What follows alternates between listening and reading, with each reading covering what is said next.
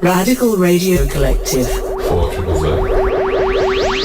Good afternoon, listeners. You're tuned into 4ZZZ by 2.1 FM. This is Ecoradio, Australia's longest running peace and environment radio show.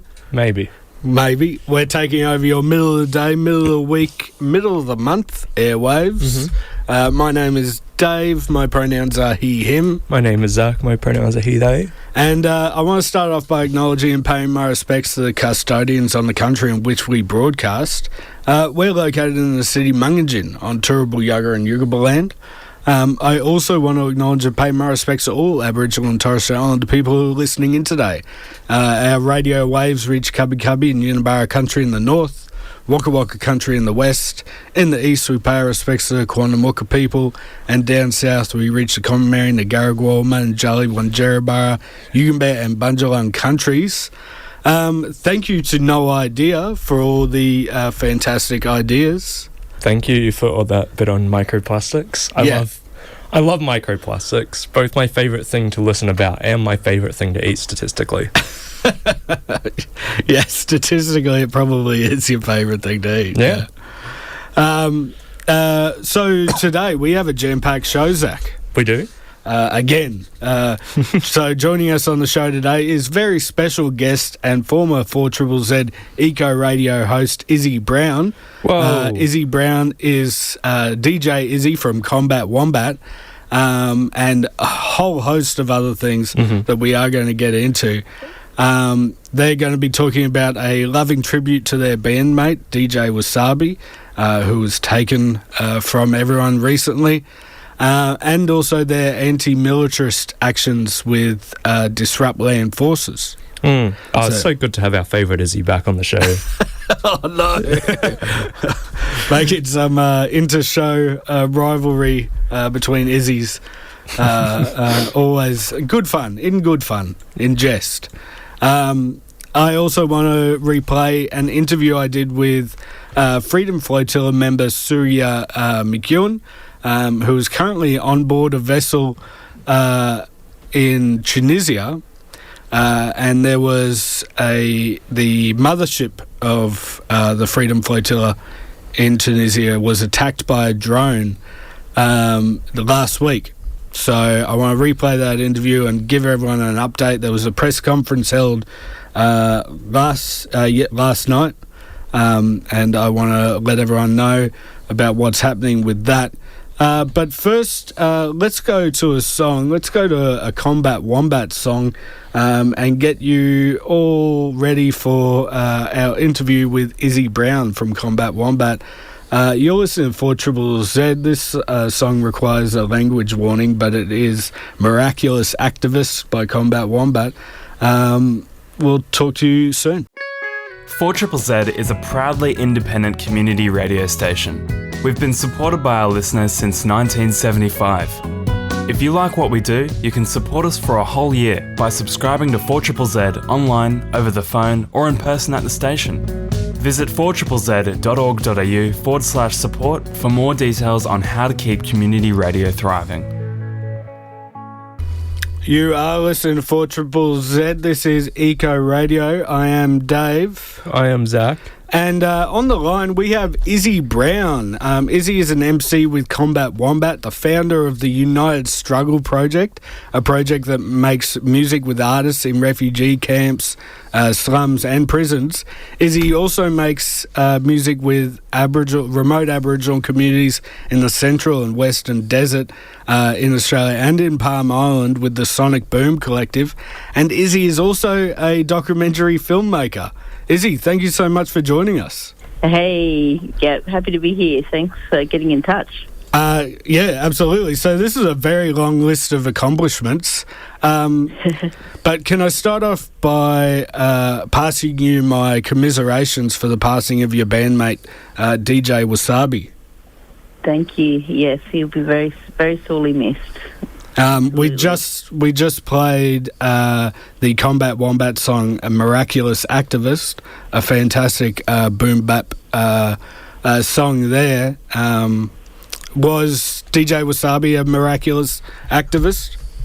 He was many things: activist, producer, sound tech, record scratcher. Many things. And we're all still in a state of shock and mourning over that one. Yeah. Yeah. Can I start with, how did you get started in making music?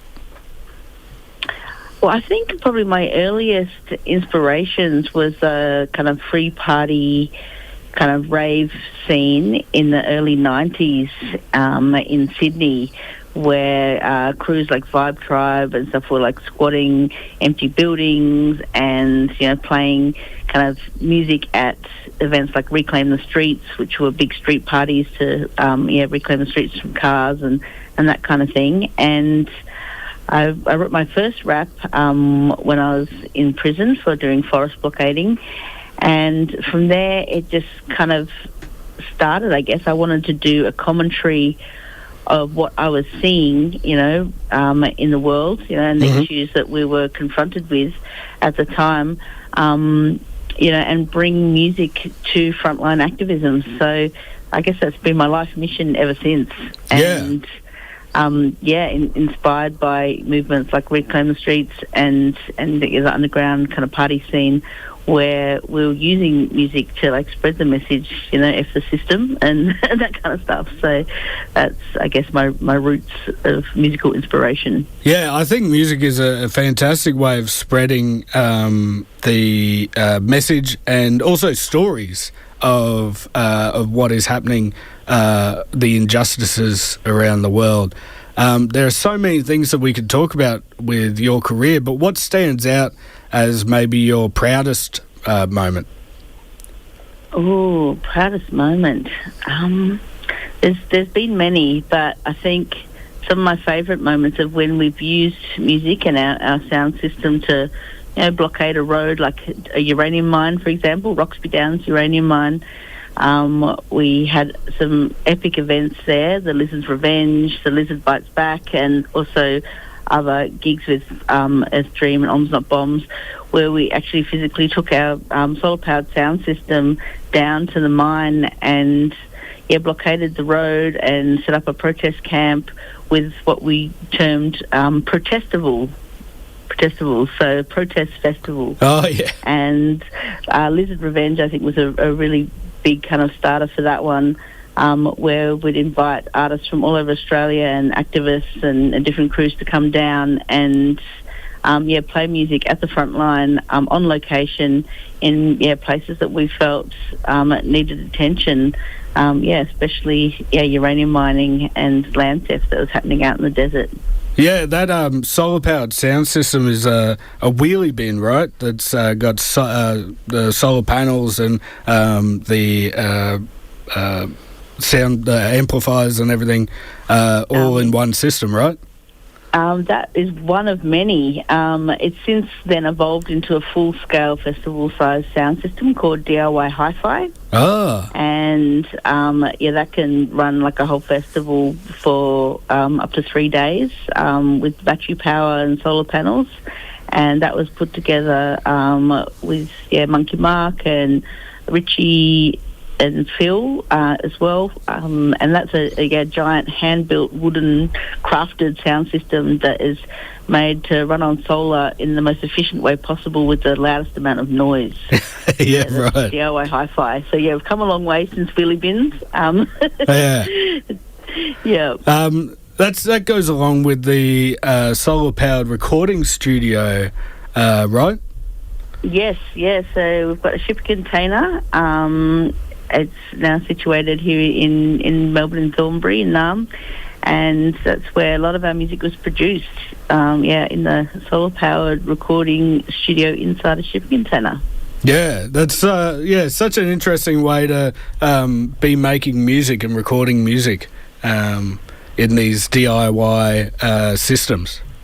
Yeah, well, we thought if we're talking about, kind of fighting the system and, kind of trying to end oil and all that kind of stuff, then, we've got to walk our talk. So, yeah.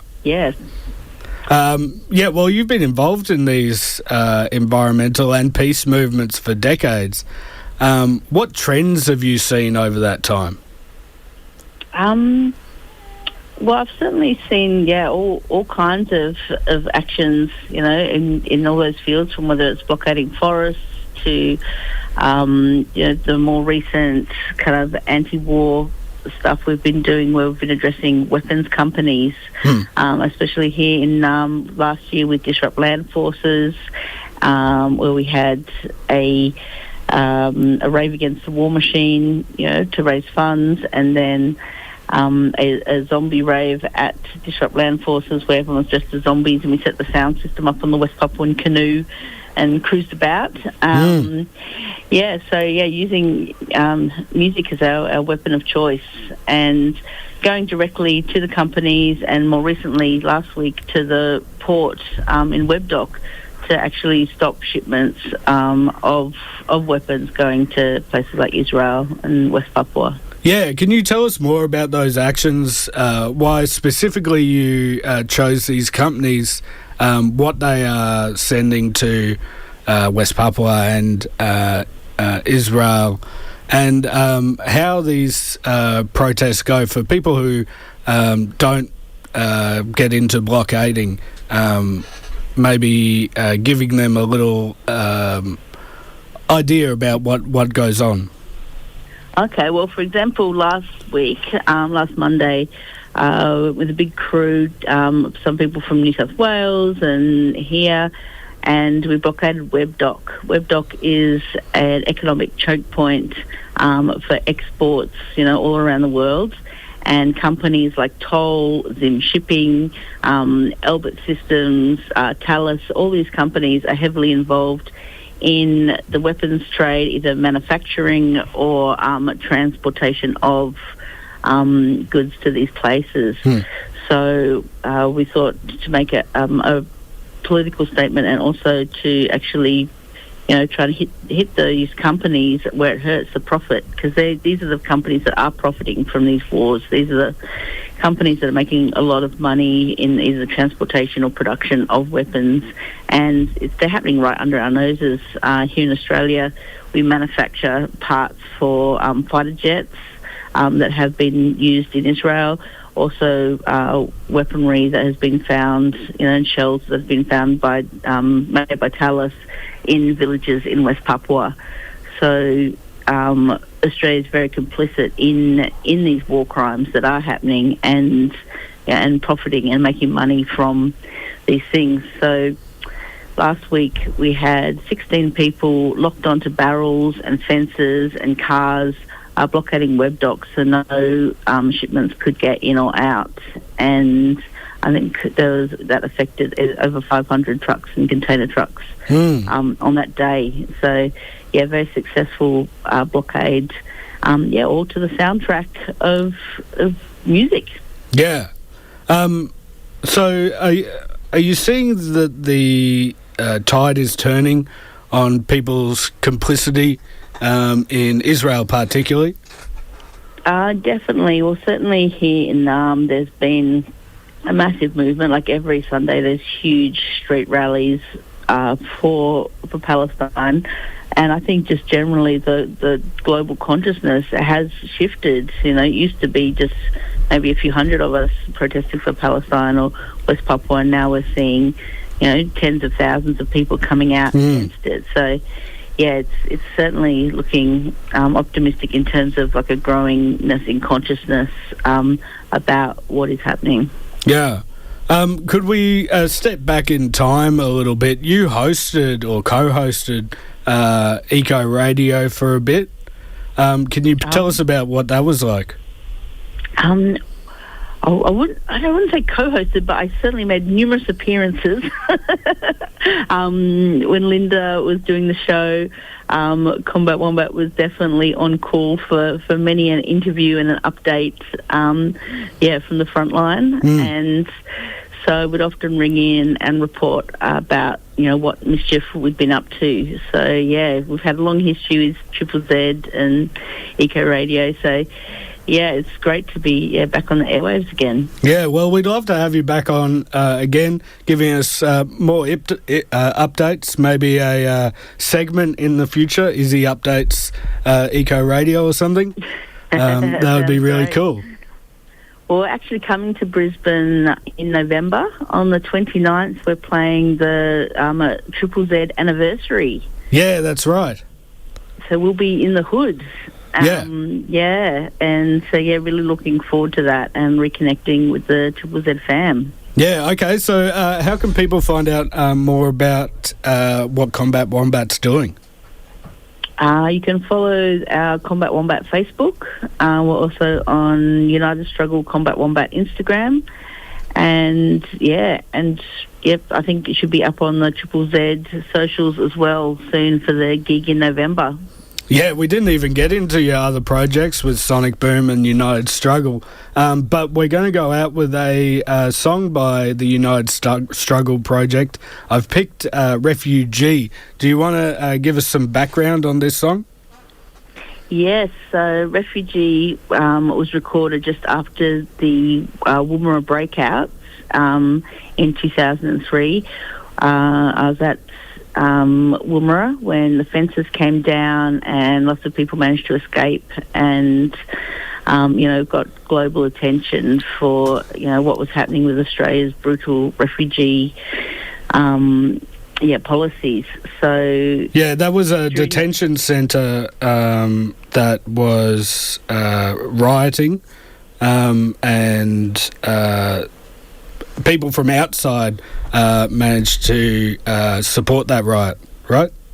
Yeah, so there was a big mobilisation in 2003 where people from all over the country came and camped at the gates of Woomera Detention Centre. And, during that time and over that year, actually, there was numerous escapes and breakouts of people that, we kind of helped out with. And it was a really big movement, and the Woomera ended up being shut down. Unfortunately, after that, the government introduced offshore processing, which was a really sad kind of outcome for everybody involved. But it does show that people power can get things shut down. And, this is a struggle that's still happening, and the government's just announced new policies for sending refugees to Nauru. So, the struggle is certainly not over in this area, and we have to keep our eyes on that. Yeah, so the artists in this song, Refugee, were they in the Woomera Detention Centre? Yes, they were, yeah. Okay, well, do you actually know if they're all right now? What happened to them? Some people are still out. Some people, we've remained contact with and are friends with, and, they're living and surviving, of course, with a lot of post-traumatic stress from their experience of being in detention. And, some people we've lost contact with, so we don't know whether they were sent back or not. So, many stories there. Okay, well, thanks so much for joining us, Izzy. Hopefully we can talk more in the future. Definitely, absolutely. And, looking forward to coming your way in November. Yeah, look forward to seeing Combat Wombat in action. Excellent. All right. Thank you so much. Our pleasure. This song is Refugee by the United Struggle Project. We've just been talking to Izzy Brown, who runs the United Struggle Project and is also MC in the Combat Wombat hip-hop group playing in November. Let's go now to Refugee. You're listening to 4ZZZ. This is Ecoradio. Paradigm Shift's podcast is available online and via your favourite podcasting app, challenging the assumptions of our current society to investigate alternative ways of living for a world based on justice, solidarity, and sustainability. Tune in to the Paradigm Shift podcast. Just search The Paradigm Shift for ZZZ.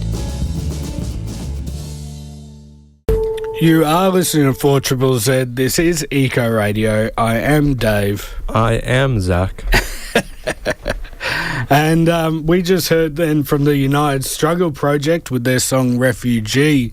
In that time, we got a text in from Kingy saying, great doco on the ABC iView about the Woomera uprising. So yeah, we'll have to check that out. And I got another text in from a non-sub, but who alerted me to the fact that there was a second attack on the Freedom Flotilla, the Global Sumud Flotilla, last night or a few hours ago. Right. So that's the second attack in 2 days of international vessels. One was flagged for Portugal, but in the Sidi Bou Said port in Tunisia. That's breaking many international laws with that one. Yeah, absolutely. And we're going to play our interview I did with Surya McEwen, who is on his way or is on the flotilla at the moment, getting ready to break the siege into Gaza. And we'll play that after a little bit. If you like what we do here on 4ZZZ, or even specifically on Ecoradio. Yeah, especially. Yeah.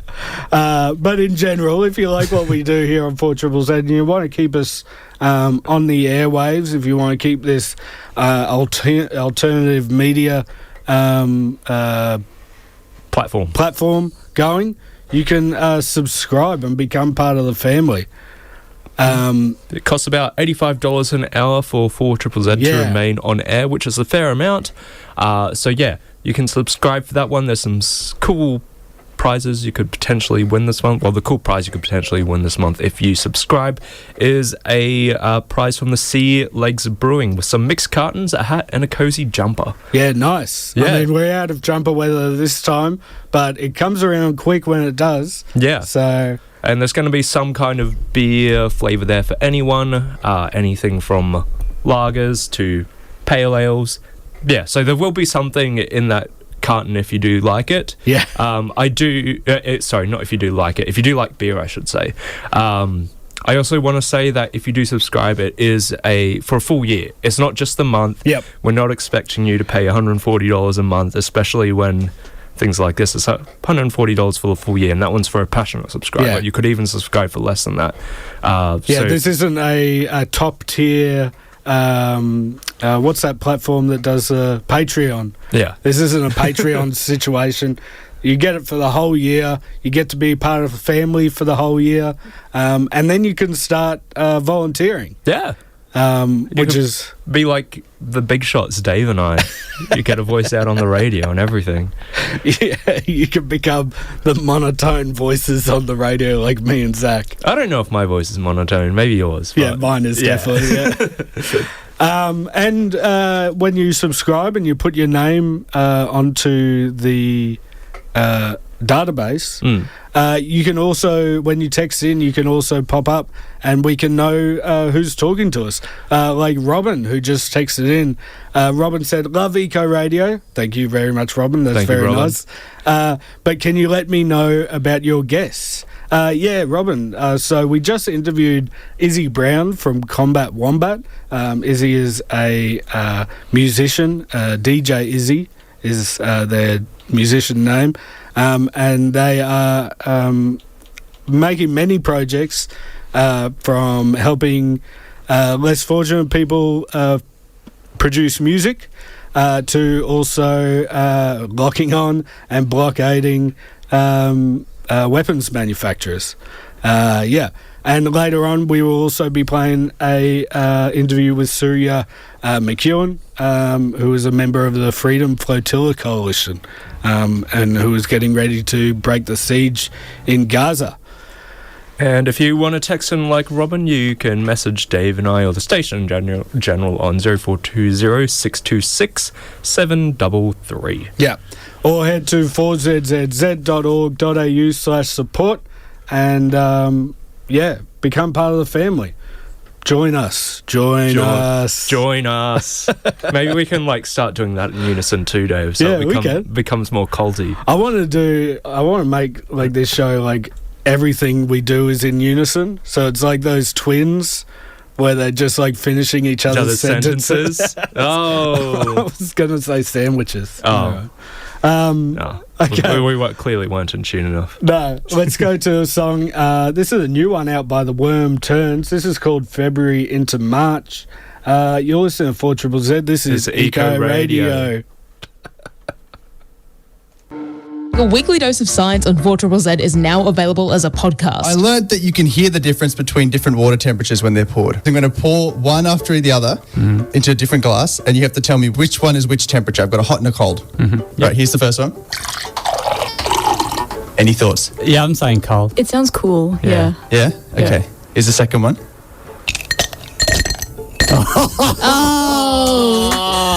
Well played. Shut up. Search No Idea 4ZZZ on your favourite podcasting app. That's spelled KNOW, like no idea. It's a visual pun on an audio platform. I don't know why we did it. They tried to bury me.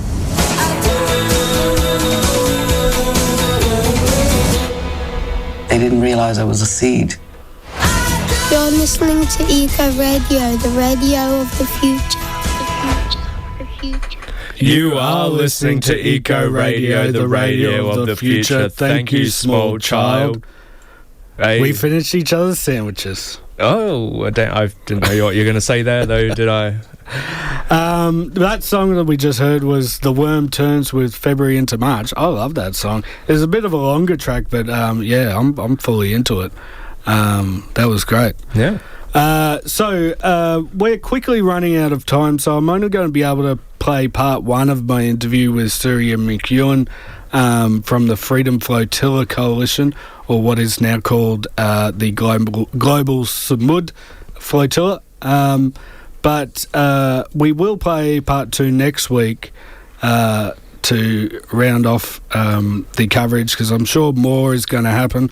Like I said, in the last 2 days, in 2 days, there has been two attacks on the Global Sumud Flotilla that has been in Sidi Bou Said in Tunisia, and there are definitely efforts to stop this flotilla from breaking the siege in Gaza. So I recommend everyone to stay tuned to that, because that's going to become a much bigger issue. So let's go to my story with Surya McEwen. This was earlier this year, when he was getting ready to break the siege in Gaza on another Freedom Flotilla expedition.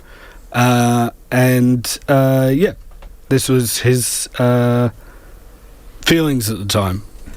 So the time is about 11 o'clock on Tuesday. What is happening right now with the Freedom Flotilla? I mean, the crew still haven't been allowed any contact with the outside world. No contact with lawyers or diplomats or their families.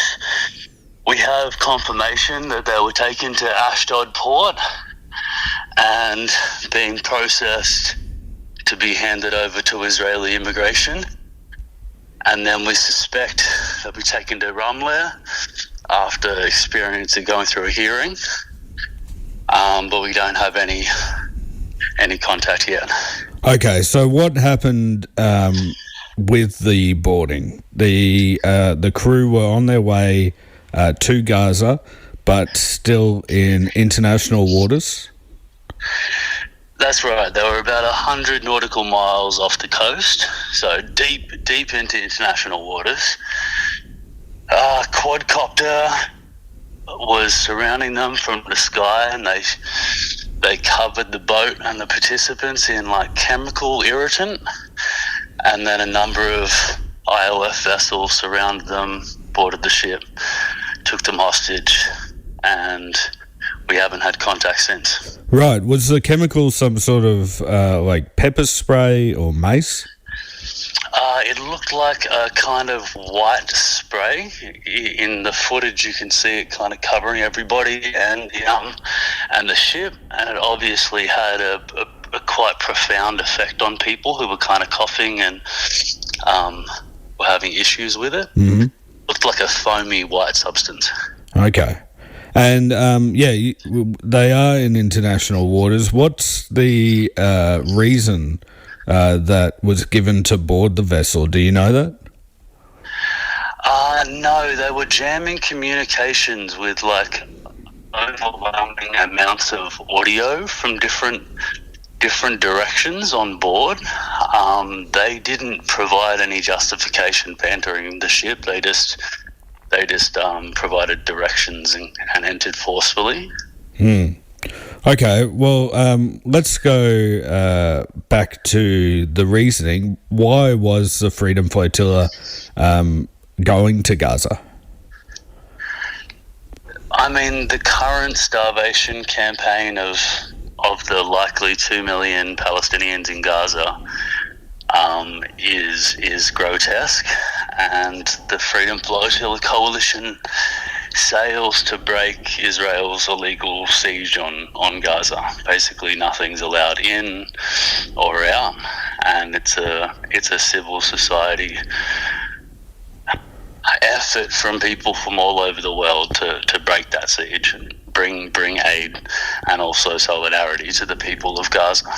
Yeah, how long has that blockade been in place?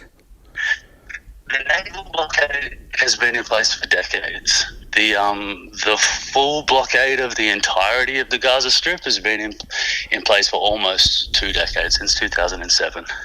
And then 2010 was when Israel boarded another Freedom Flotilla vessel, killing 9 people. I'm glad that hasn't happened to this vessel.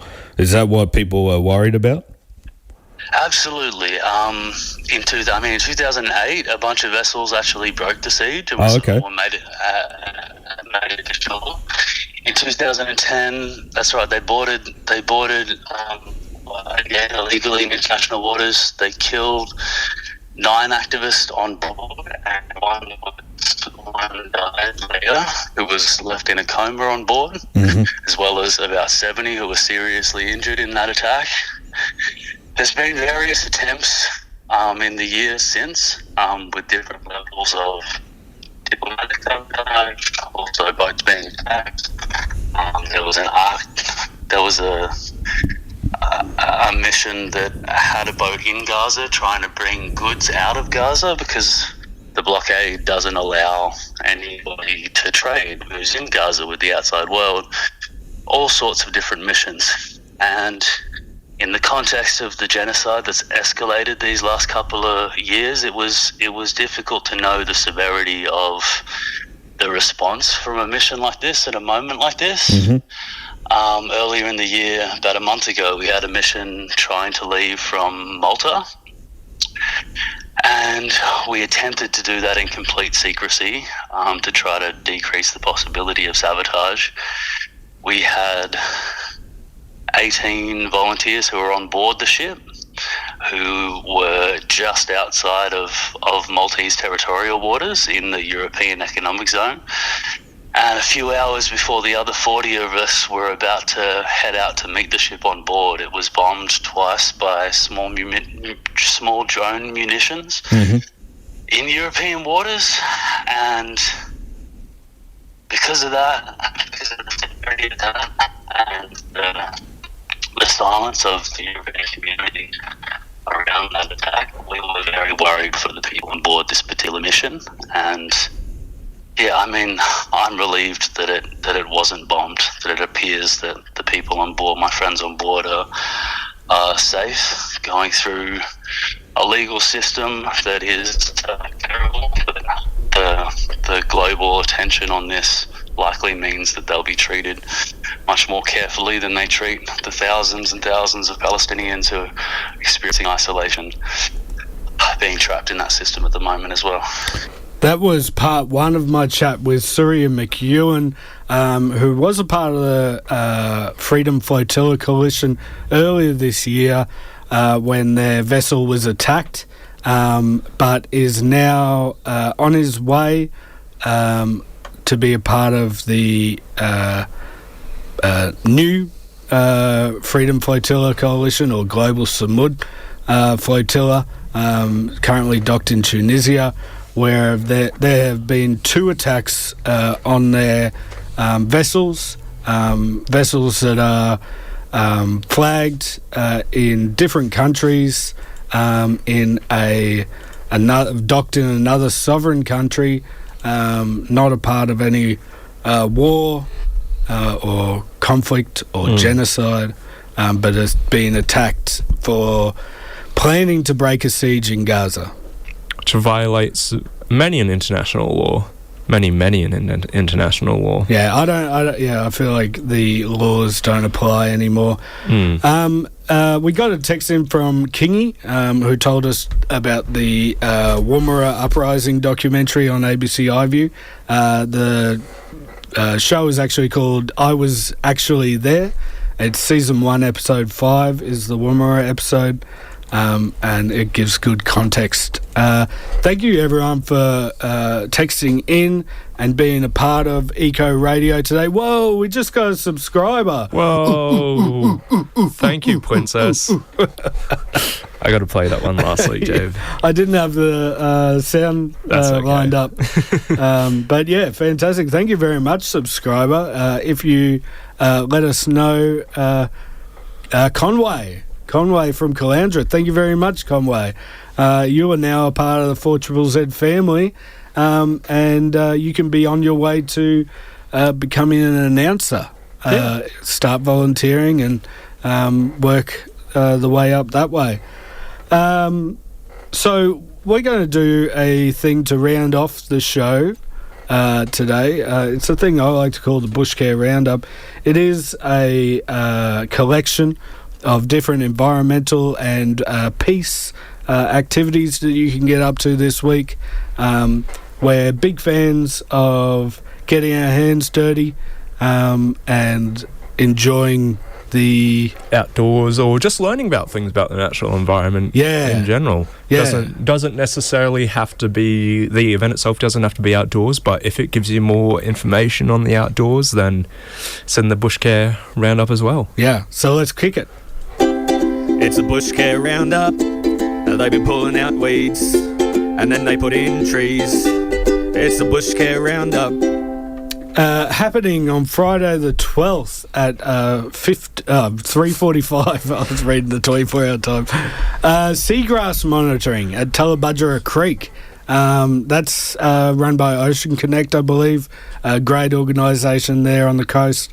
That's 154 Tallebudgera Drive in Palm Beach. On Saturday the 13th at 6 a.m, bright and early, there is the Birdwatching walk, and that one is at the Samford Eco Corridor in Samford Valley. From 8 till 10 a.m, there is a Brassall community planting. That one is at 56 Bradfield Drive in Brassall. From 9:30 to 11:30. I'm messing up the numbers so much today. I don't even know where I would have got 90 from. 90:30. There is the Echidna Conservation Workshop, and that one is at Denmark Hill Conservation Reserve in Ipswich. Then from 10 till 11 a.m, there is the Wildflowers for Wildlife, and that one is at Plunkett Conservation Park in Yarrabilba. But that's not all. There's heaps more to do. On Sunday the 14th at 7:30 a.m, you can go to the Bushcare Working Bee at Brandon Road in Runcorn. At 8 o'clock, you can go to the Caring for Your Creek Working Bee. That's happening at Platypus Park in Mount Crosby. Beautiful area, that. At 9 o'clock, you can go to the Butterfly Bushcare at the Hilltop. That's at the Reservoir Track Car Park in Mount Cootha. At 10:30 on Sunday, you can go to an introduction to seeds, seed saving, and beneficial insects. That's happening at the Labrador Community Garden in Labrador. That's interesting. And at 3 o'clock, you can go to the Yeronga Bushcare Working Bee. That's happening at the Corso Park in Yeronga. On Wednesday the 17th, just before Ecoradio as well, or you could even be doing this, listening to Ecoradio while you're doing this activity. From 8 a.m. till 1 p.m, there is the Bundamba Creek Ipswich land-based clean, and that one is at 58 Gledson Street in North Buval. Picking up that rubbish. Thanks so much for listening in today, folks. If you want to stick around, the fantastic cool cat Jordan is on Sonic Aliens coming up next. They'll be talking to Big Thief, which is a big get because, they're a huge act, and I'm sure Jordan is going to have a lovely chat with them, probably getting into the nitty-gritty on what they've been thieving. Yeah, and what's big? And what's big? That's a good question. Thanks so much, everyone, for listening in today. As we change over, just remember you can become a part of the 4ZZZ family if you go to 4zzz.org.au/support and subscribe for a whole year. Concessions are $40. So, we don't check anyone's concession cards. If that's all you've got, you can become part of the family by going to 4zzz.org.au/support. Do that. You've been listening to Ecoradio on 4ZZZ. 4ZZZ. Radical Radio Collective. 4ZZZ.